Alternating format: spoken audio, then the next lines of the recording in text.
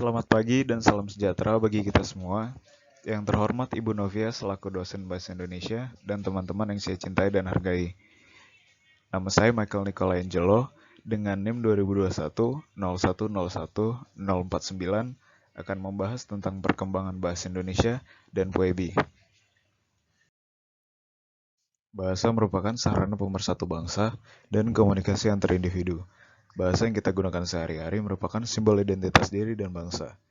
Ada beberapa aturan ejaan yang ada di Indonesia dari awal hingga saat ini.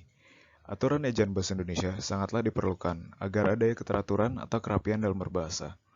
Ada pula beberapa ejaan yang ada dalam sejarah perkembangan di bahasa Indonesia, yaitu ejaan Van Ophuijsen, ejaan Suwandi, ejaan pembaharuan, ejaan Melindo, ejaan LBK atau Lembaga Bahasa dan Kesusastraan, ejaan yang disempurnakan, dan ejaan bahasa Indonesia. Ejaan pertama adalah ejaan Van Ophuijsen. Ejaan ini merupakan pedoman resmi ejaan pertama yang diterbitkan pada tahun 1901. Ejaan ini disusun oleh orang Belanda bernama Charles E.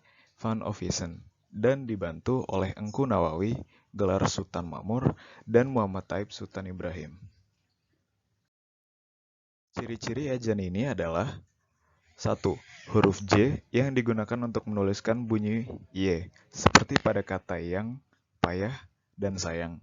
Yang kedua adalah huruf OE yang digunakan untuk menuliskan bunyi U, seperti pada kata-kata guru, itu, dan umur. Ciri ketiga adalah tanda diakritik, seperti koma, ain, dan tanda trema, untuk menuliskan bunyi hamzah, seperti pada kata-kata makmur, akal, tak, pak, dan dinamai. Ciri-ciri keempat adalah huruf hidup yang diberi titik 2 di atasnya, seperti A, E, I, dan O, menandai bahwa huruf tersebut dibaca sebagai satu suku kata, bukan diftong, sama seperti pada ejaan bahasa Belanda sampai saat ini. Yang kedua adalah ejaan Suwandi. Ejaan Suwandi atau yang dikenal sebagai ejaan Republik muncul di Indonesia pada 19 Maret 1947. Ejaan ini muncul karena dilatar belakangi keinginan para budayawan yang hadir dalam Kongres Bahasa Indonesia pertama agar terlepas dari pengaruh kolonial Belanda pada saat itu. Ejaan ini berlaku hingga tahun 1972. Ejaan Suwandi digunakan selama puluhan tahun sebelum digantikan menjadi ejaan pembaharuan. Ejaan yang ketiga adalah ejaan pembaharuan.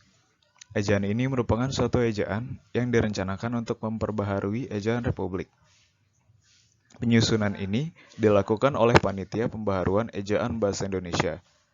Konsep ejaan pembaharuan yang telah berhasil disusun ini dikenal dengan sebuah nama yang diambil dari dua nama tokoh yang pernah mengetuai panitia ejaan itu, yaitu Profesor Priyono dan E. Katopo. Pada tahun 1957, panitia yang dilanjutkan itu berhasil merumuskan patokan-patokan ejaan baru. Akan tetapi, hasil kerja panitia itu tidak pernah diumumkan secara resmi, sehingga ejaan ini pun belum pernah diberlakukan. Salah satu hal menarik dalam konsep ejaan ini adalah disederhanakannya huruf-huruf yang merupakan gabungan konsonan dengan huruf tunggal.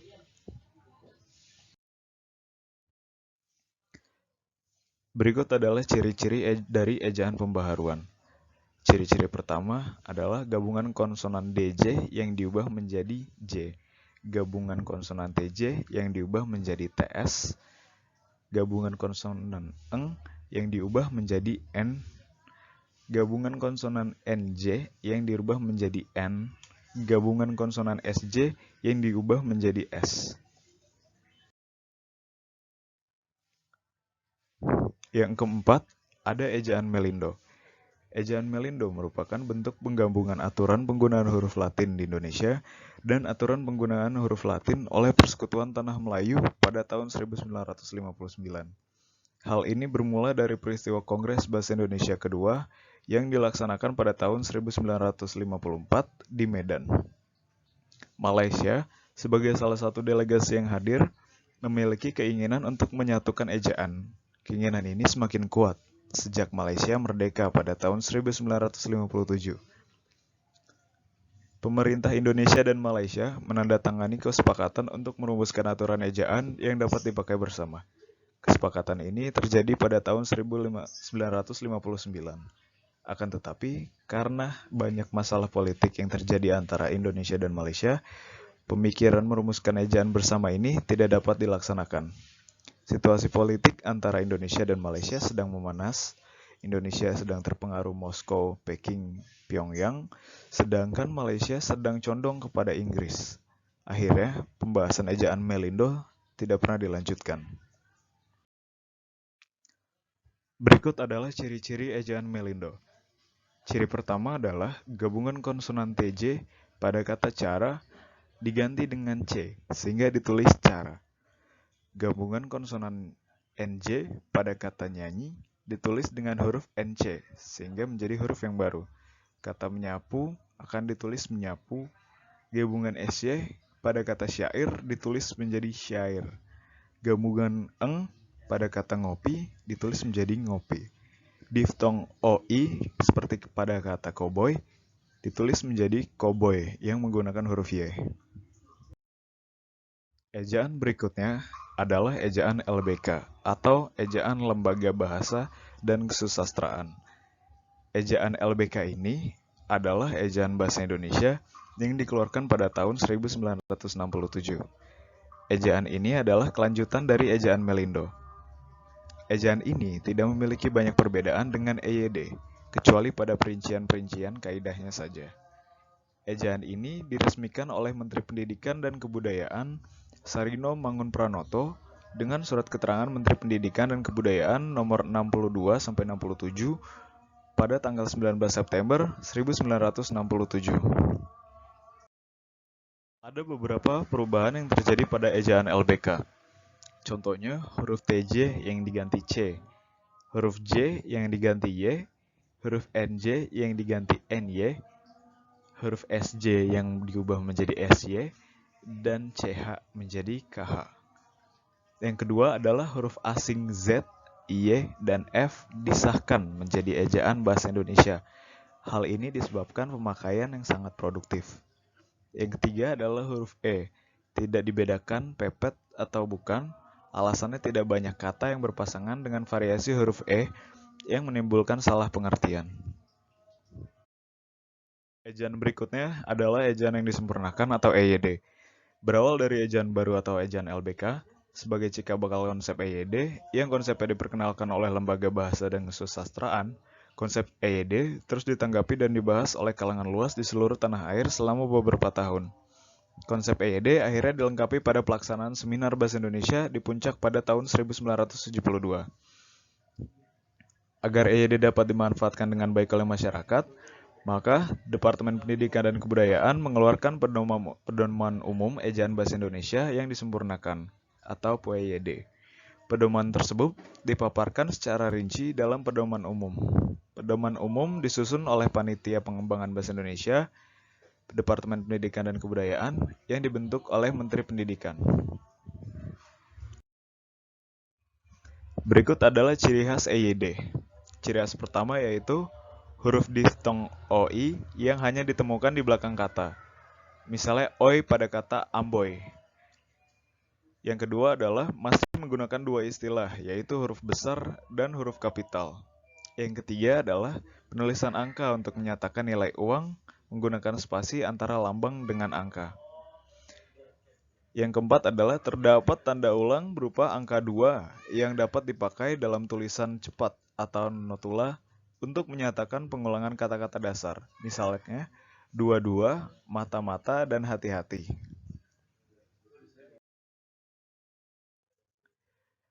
Berikut adalah ciri-ciri PUEYD.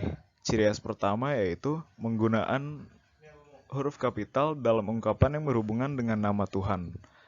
Terdapat catatan tambahan, yaitu bila terdiri dari kata dasar, maka tulisan disambung. Misalnya, Tuhan yang Maha Kuasa. Yang kedua, bila terdiri dari kata berimbuhan, maka penulisan dipisah. Misalnya, Tuhan yang Maha Pengasih. Huruf kapital sebagai huruf pertama nama orang diberi keterangan tambahan, yaitu 1. Istilah geografi, bukan nama diri ditulis dengan huruf kecil. Misalnya, berlayar ke Teluk. Ciri khas kedua, nama geografi sebagai nama jenis ditulis dengan huruf kecil. Misalnya, gula Jawa. Yang ketiga adalah huruf kapital yang digunakan sebagai nama resmi, badan, dan dokumen resmi. Terdapat catatan tambahan, yaitu jika tidak diikuti nama, maka ditulis dengan huruf kecil. Misalnya, sebuah republik dan menurut undang-undang yang berbeda dengan Republik Indonesia dan Undang-Undang Dasar 1945.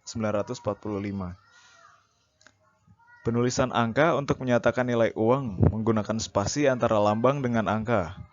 Terdapat catatan tambahan, yaitu yang pertama untuk desimal pada nilai mata uang dolar dinyatakan dengan titik. Misalnya, $3.50. Yang kedua, angka yang menyatakan jumlah ribuan dibubuhkan tanda titik. Misalnya, buku ini berusia 1999 tahun.